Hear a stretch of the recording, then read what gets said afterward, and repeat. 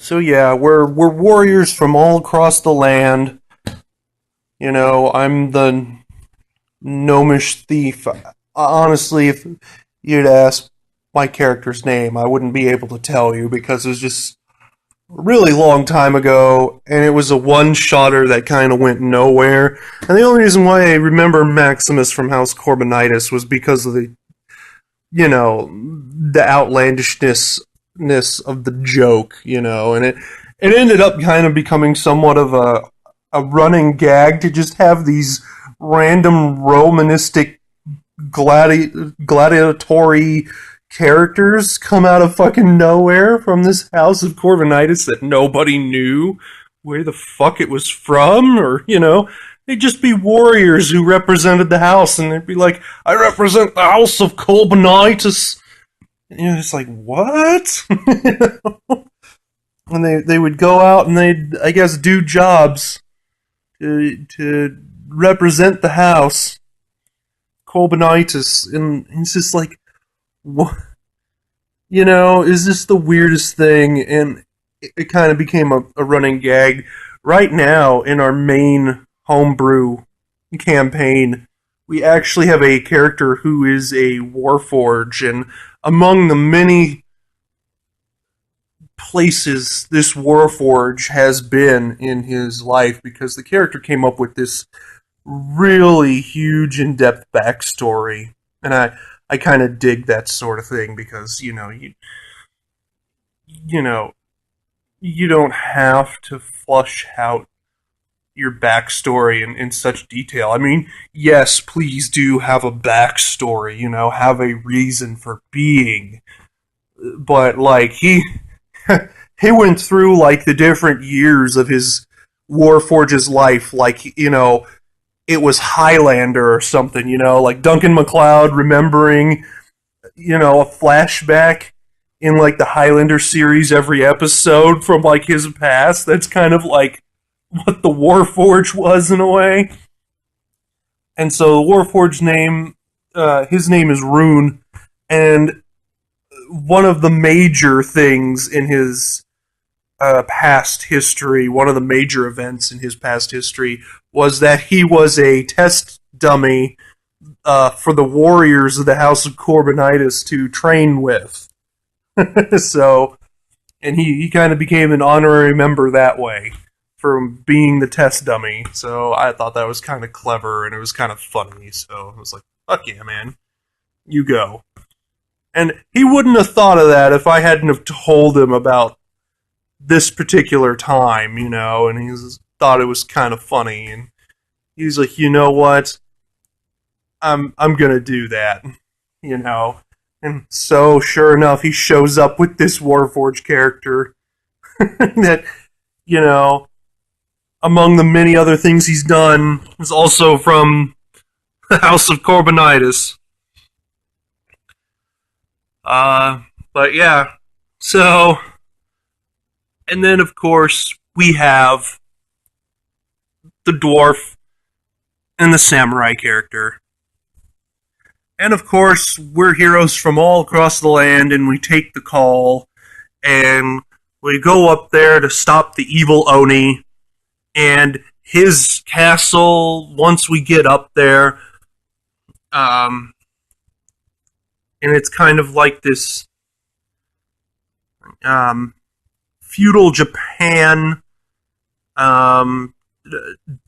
type emperor palace / castle looking place, right? At the time, David was kind of digging that sort of thing, and so was Terry, and they would kind of get together with Duncan, and they just hash out all this stuff, and for a long time it was this huge thing of injecting, I don't know why I said it the other way, but injecting like feudal Japan shit into D&D games. They'd find a way. If they could, they'd find a way to just shove that shit in there.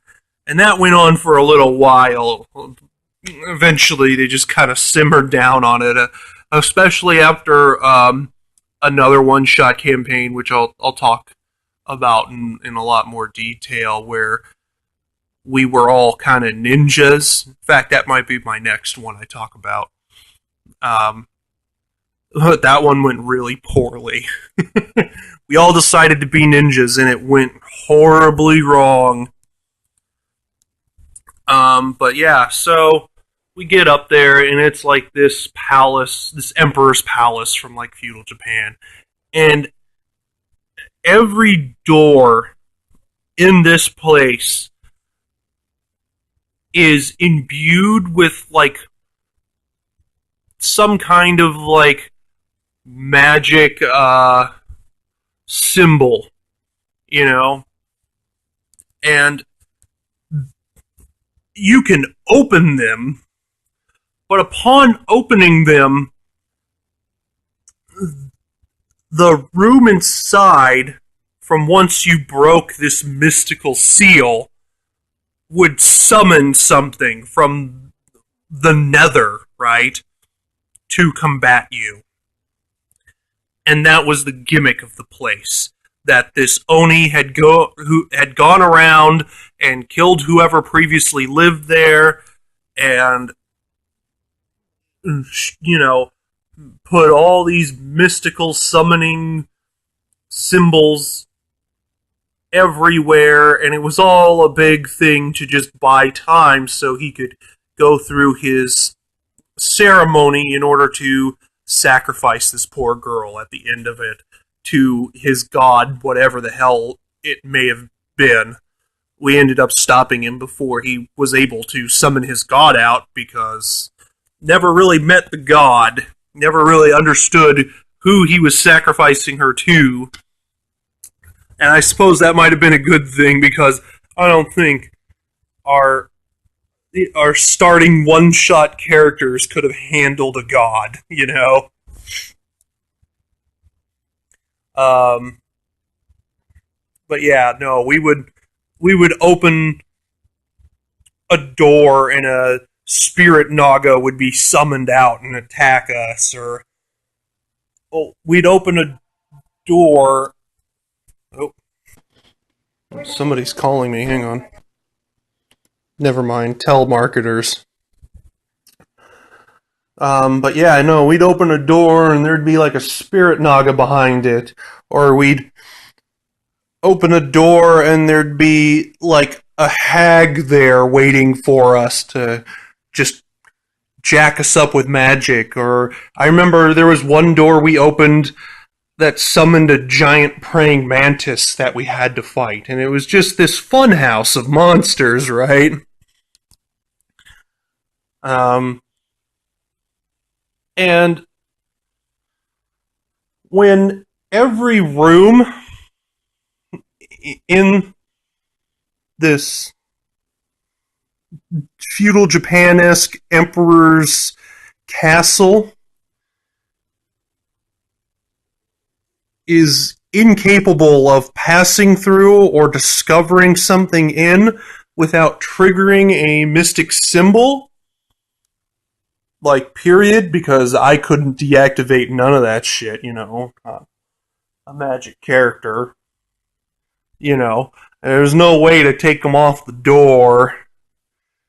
You know, they were, like, painted on there and shit. So you even so much as disturb the door, and then all of a sudden, you know, there you go.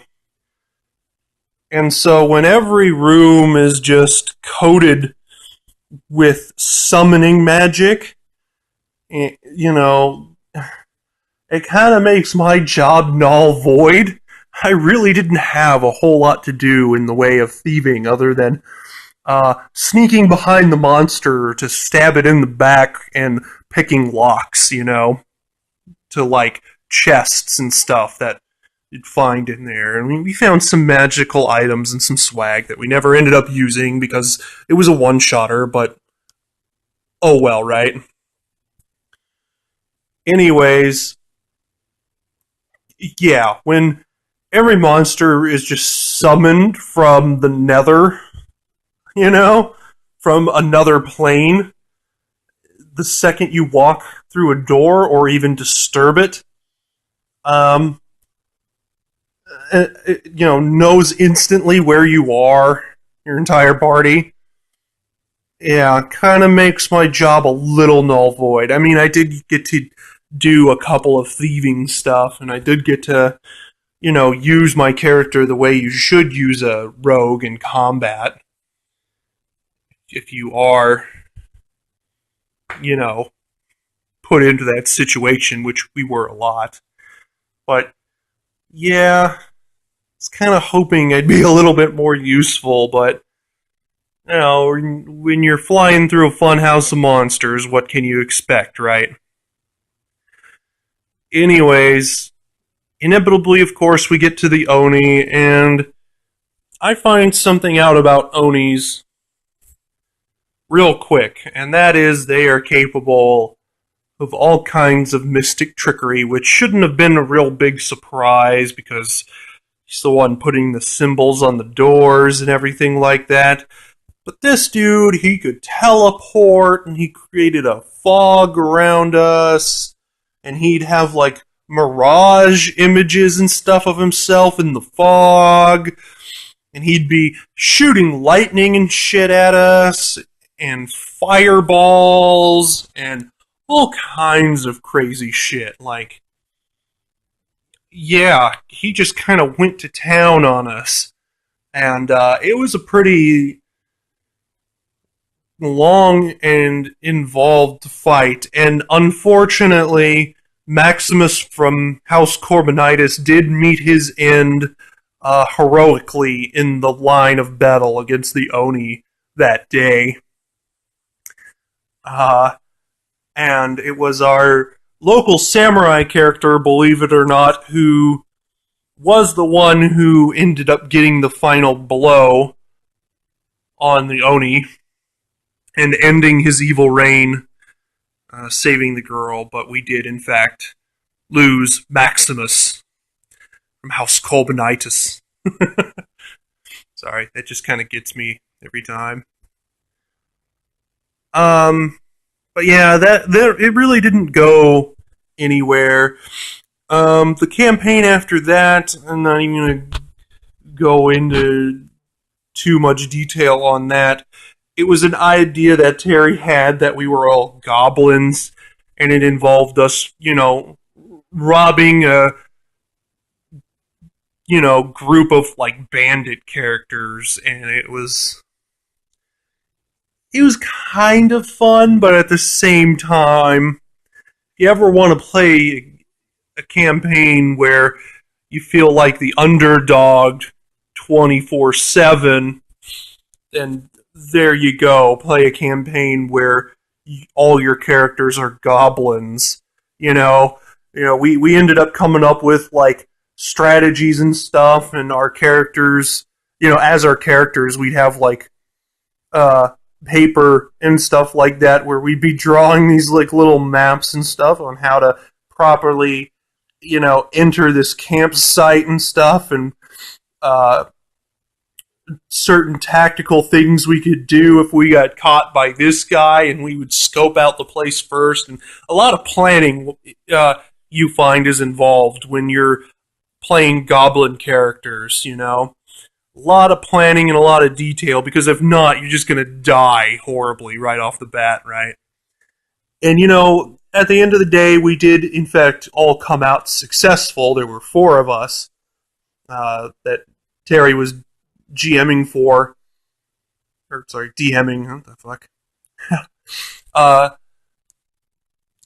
But yeah, we all were successful in robbing the bandits, but we never really went back to it. So, there's that. Shortly after, as far as our one-shots were concerned, ended up getting, running short on this video, so might as well just leave it for next time. Alright, till next time.